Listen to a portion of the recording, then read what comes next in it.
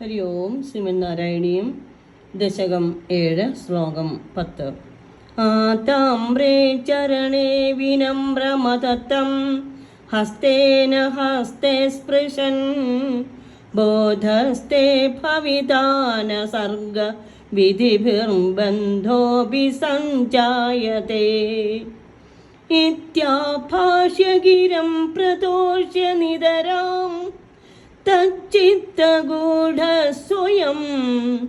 സൃഷ്ടൗ തം സമുദൈരയ സ ഭഗവന്നുല്ലാസയോല്ലാഖദാം ശ്രീഹരേ നമഃ.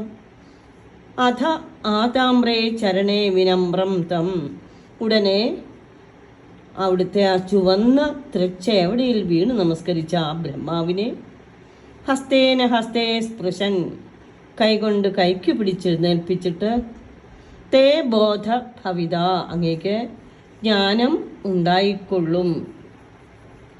സർഗവിധിവി ബന്ധ, സൃഷ്ടിപ്രവൃത്തികൾ കൊണ്ട് കർമ്മബന്ധം ഉണ്ടാവുകയില്ല. അഭിന സഞ്ജായതേ, ഉണ്ടാവുകയുമില്ല.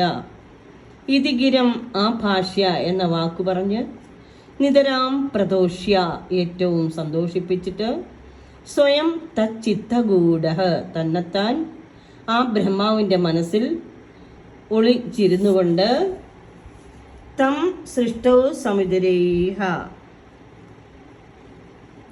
ബ്രഹ്മാവിനെ സൃഷ്ടി ചെയ്യുവാനായി പ്രേരിപ്പിച്ചു. ഭഗവൻ സ ഉല്ലാഖതാം, ഭഗവാനെ ആ നിന്ദ്രിവടി ഉല്ലാസയ ആരോഗ്യം വർദ്ധിപ്പിച്ചു തരണേ. ഭഗവാനെ, അവിടുത്തെ ആ സുന്ദര വിഗ്രഹം എൻ്റെ മനസ്സിൽ തെളിഞ്ഞു വിളങ്ങണമേ. എൻ്റെ രോഗം മാറ്റിത്തരണമേ.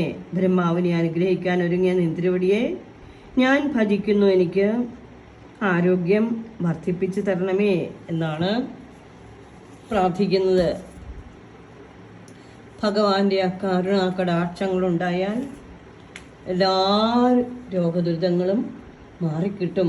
അവിടുത്തെ അനുഗ്രഹം ഉണ്ടെങ്കിൽ സാധിക്കാത്ത ഒരു കാര്യവുമില്ല. അങ്ങനെ ചുവന്ന നിറം പൂണ്ട ആ പാദങ്ങളിൽ നമസ്കരിച്ച ബ്രഹ്മാവിൻ്റെ കയ്യിൽ സ്വന്തം കൈകൊണ്ട് സ്പർശിച്ച് അങ്ങ് പറഞ്ഞു, അവിടുത്തേക്ക് യഥാർത്ഥ ജ്ഞാനസിദ്ധി ലഭിക്കും. സൃഷ്ടികർമ്മങ്ങളാൽ ബന്ധം സംജാതമാവുകയില്ല.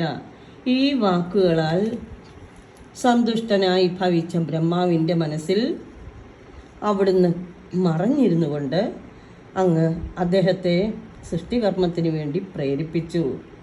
അപ്രകാരമുള്ള ഹേ ഭഗവാനെ, എന്നിലും അവിടുന്ന് മറഞ്ഞിരുന്നു കൊണ്ട് എന്നിലുള്ള രോഗത്തെയെല്ലാം മാറ്റി ആരോഗ്യത്തെ നൽകി അനുഗ്രഹിക്കുമാറാകണമേ.